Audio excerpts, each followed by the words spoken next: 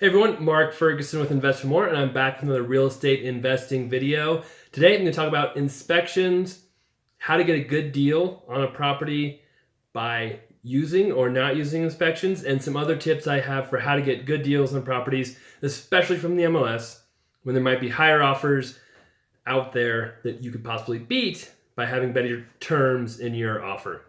So before we get to that, make sure you check out investformore.com. So this a number of times I have many articles on there, including how to get deals from the MLS, how to get deals from off-market properties, how to get deals from auctions, direct marketing, all types of different things about finding deals. So let's check that out. I've got some other videos as well on finding deals. How to get a great deal on investment property is a great one that I will link to in this video as well below. So check those out. Now, I buy a lot of houses from the MLS, and I hear all the time, you can't get a deal from the MLS, there's no foreclosures anymore, there's no short sales anymore, you're just wasting your time if you're trying to buy from the MLS. We did 26 flips last year, and more than half of those were from the MLS. We've sold 19 flips this year, and more than half of those were from the MLS as well. There are so many ways to get deals from the MLS, and you don't have to buy foreclosure or short sale. That's one of the biggest myths out there. I hear people all the time saying, oh, I can't buy from the MLS, so there's no foreclosures. Or, I haven't been able to offer on anything in months because there just aren't any foreclosures that come up. I think I've bought maybe one foreclosure in the last 2 years, maybe 2.5 years. That's it. And the simple fact is you don't have to buy a foreclosure to get a good deal. In fact, it's harder now to get a good deal on a foreclosure than it was 7 or 8 years ago when there were so many foreclosures out there. The banks have changed a lot of their rules where they give owner occupants priority. They have a 7 to 10 day waiting period before they even look at offers. They won't accept offers below 5% of the listing price. It's not easy to get a good deal on foreclosure anymore. And often it's easier to get a good deal on another type of MLS listing.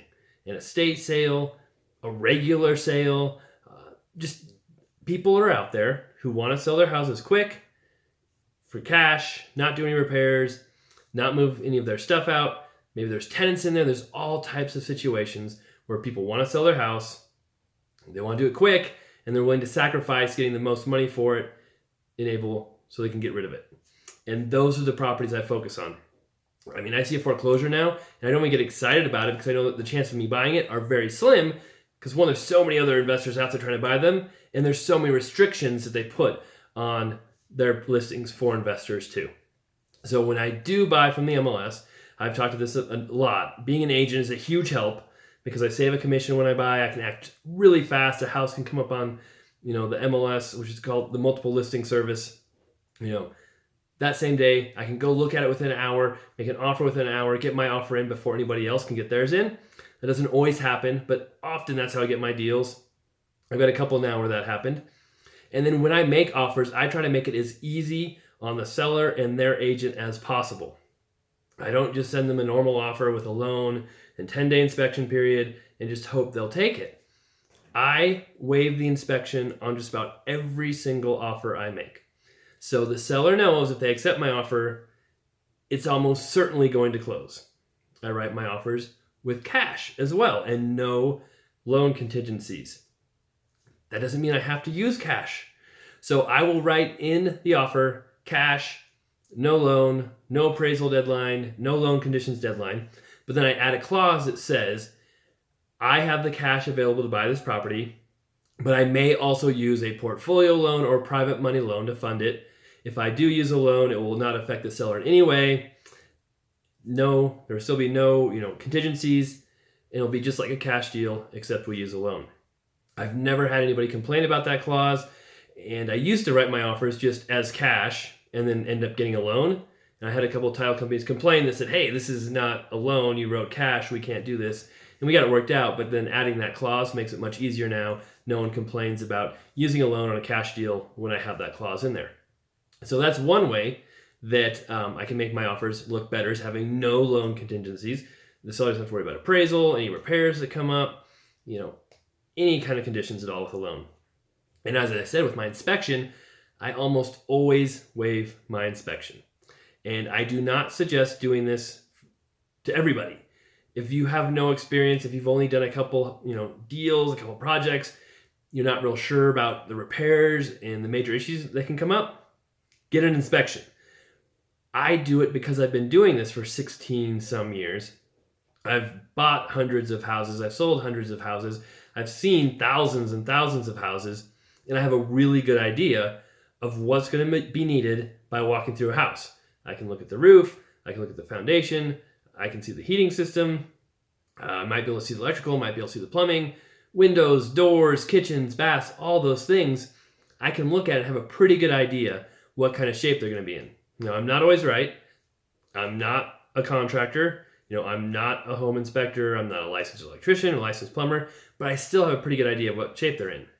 And the other thing I do is I usually assume the worst. So if I see a house that's 40 years old, I can't really see the plumbing, I can assume we're probably going to have to do some plumbing work. If I have a house that's 50 years old, I can't see electrical, but I see the outlets don't have any grounds or two-prong outlets, I'm going to assume there's going to be some electrical work that needs to be done. If the furnace is 20 years old, even though most furnaces have a life of 30 years, I'm still going to assume the furnace is going to need to be replaced. Most furnaces are not well maintained, and they don't last the full 30 years. They're supposed to last because people don't change air filters, they don't clean them, they don't get them serviced.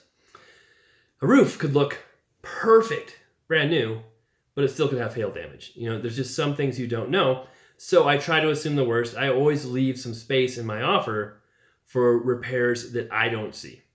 I don't offer the absolute most I can, thinking all of my repair estimates are perfect and everything's going to happen perfectly, because it never does. There's always something that comes up with repairs or selling, inspection issues from the person I'm selling it to, all kinds of things that come up. So I never assume it's going to go perfectly. I always leave myself room for those things that pop up.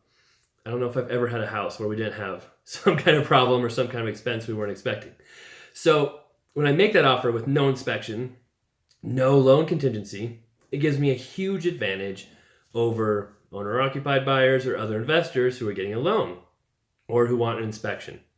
Now, it doesn't always get me the deal. A lot of times I'll still miss out. But I've had probably 5 different deals this year where the agent told me they picked your offer even though they had higher offers because it was the smoothest, cleanest, you communicated with us the best, and we knew that you're going to close on time.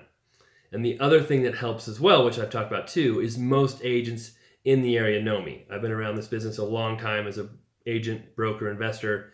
They know I do what I say I'm going to do. I have a really good reputation. They trust me. If I say I'm going to buy a house for $150,000, they know I'm pretty much going to buy that house for $150,000 no matter what happens. And those are the reasons why I can get these deals that are less than other offers that come in on the same properties. So there's a lot of things you can look at, a lot of things you can do, and it really depends on your comfort zone with how well you know houses, how well you know repairs, how well you can estimate things, and what financial position you're in. I'm in a position where we're doing 20 to 30 flips a year. If we have a major problem come up on a flip, the other ones are probably going to make up for it. We still very rarely, if ever, lose money on a property, but still we have problems come up we didn't know about. We make less, they cause issues, but I have all these other properties going that can make up for it. It's kind of like having 20 different rental properties. If one goes vacant, it's not that big of a deal. If that was my only rental property and I was really depending on that money, then it's a big deal. If I was doing one flip at a time and that was, I was depending on that flip to go perfectly, I would be so careful and I might not take as much risks as I do when I'm doing 20 to 30 properties. So that's something you need to think about as well. If you're doing 1 or 2 flips at a time, you may need to be more careful, get those inspections done, make sure the property is exactly as you think it is, and you don't run into a major problem that could destroy your profits, really hurt you financially.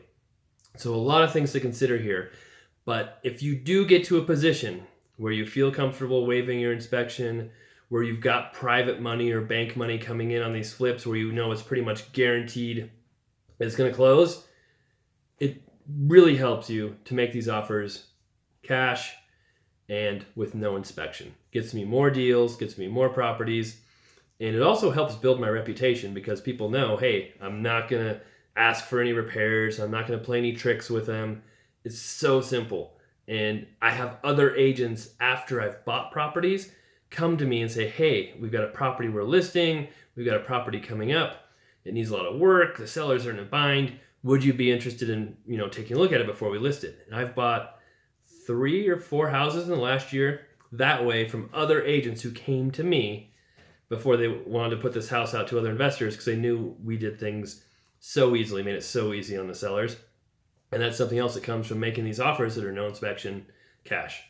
So that's all I've got for this video. Hope that helps out some of you guys out there. Again, check out investformore.com. I have a ton of information on the flips, the rental properties, being an agent, being a broker, all that good stuff. Please give us a thumbs up if you liked the video. If you have any comments, leave them below. I try to respond to everybody and help out as much as I can. Thanks a lot, and we'll have more videos coming up soon.